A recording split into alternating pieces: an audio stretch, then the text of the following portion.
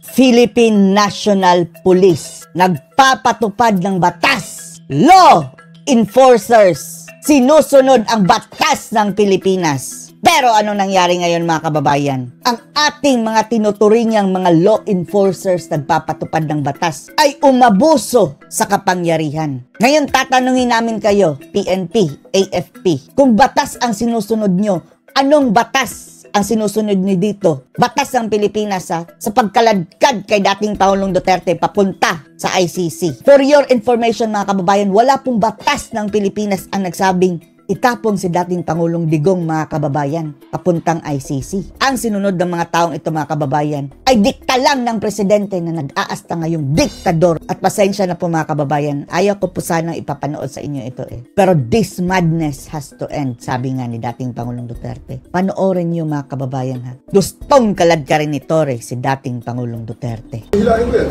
Hihilain ko yan. No? Hihilain ko yan.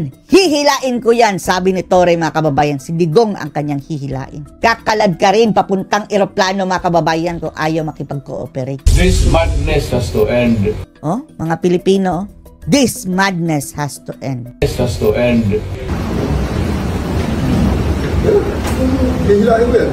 Hihilain ko yan. Naku, maniwala ka, hihilain. Maniwala ka, hihilain ko yan. Pasensya na po mga kababayan ha. Pero dapat nyo ito makita Otherwise mga kababayan, hindi nyo makikita kung ano ang totoong sitwasyon ng Pilipinas. Wala pang martial law yan ha, mga kababayan. Malala pa ito sa martial law. Buti pa nga yung mayroong martial law dahil mayroong basihan mga kababayan. Eto, wala pang martial law. Kaya hindi na po tayo dapat manahimik mga kababayan. Lumabas tayo. Peaceful. Pero in support kay PRRD mga kababayan. At para makita din ng mga bangag na ito at ng AFP mga kababayan at PNP na dapat kayong sumunod sa batas. O anong batas ang sinusunod nyo ngayon? Interpol?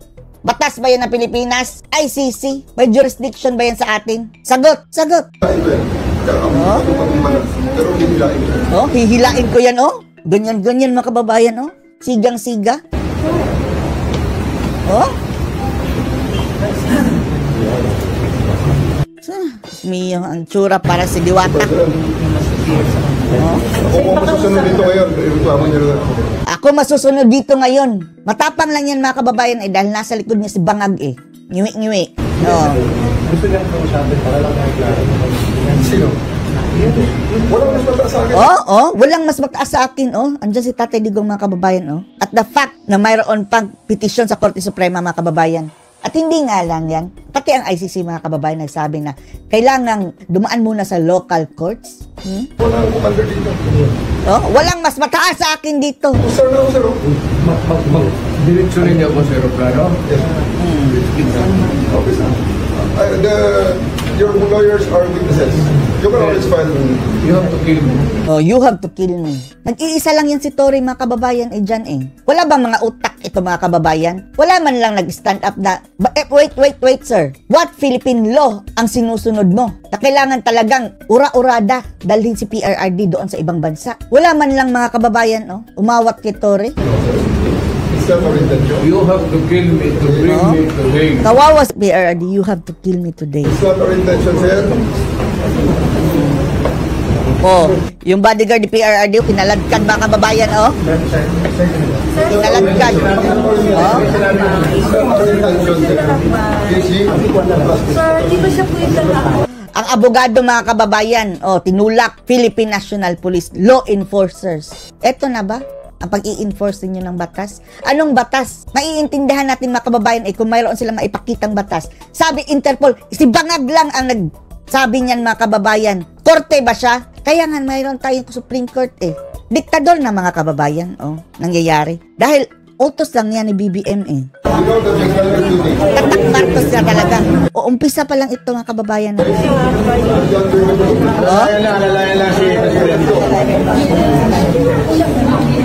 Sasama ako sa iyo.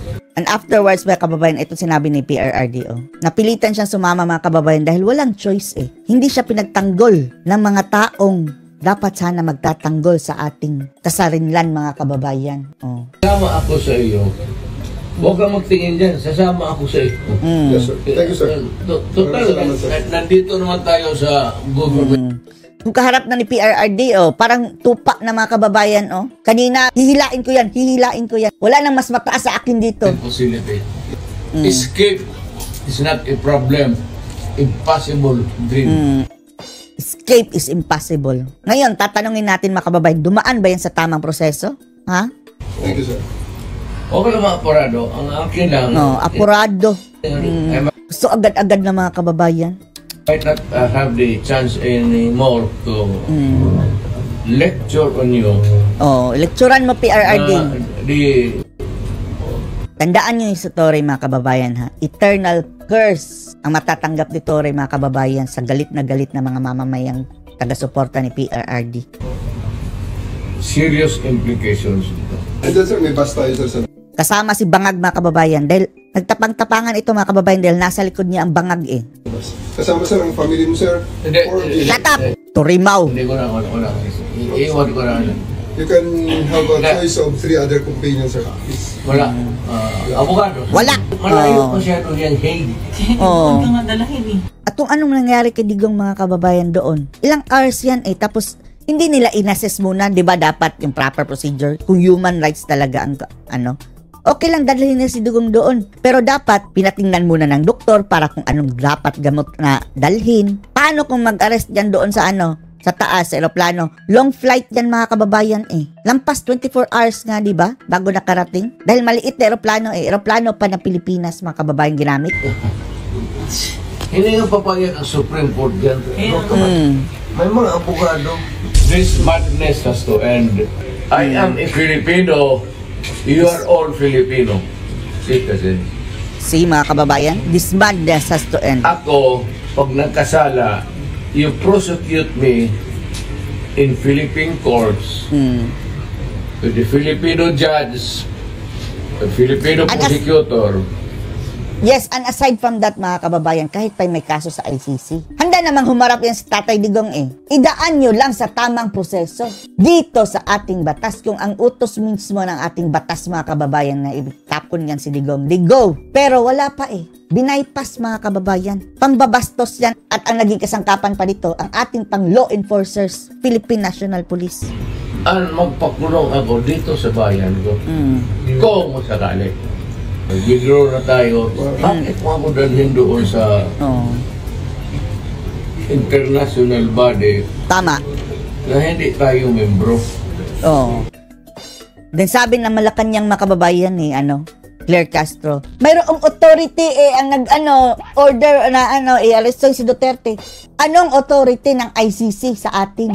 Nangangahulugan lang talaga mga kababayan na sira na ang justice system natin dito dahil kailangan pa natin pumunta sa ICC para makakuha ng hustisya. Inamin na rin nila ng mga bangag mga kababayan.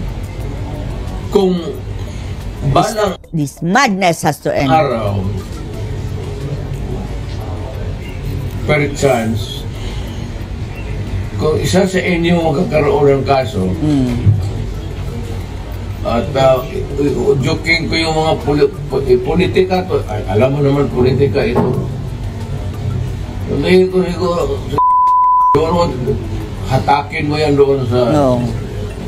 Pag si Torre, mangyari yan kay Torre mga kababayan, kawawa siya. Matitikman niya kung anong ginawa niya kay PRRD.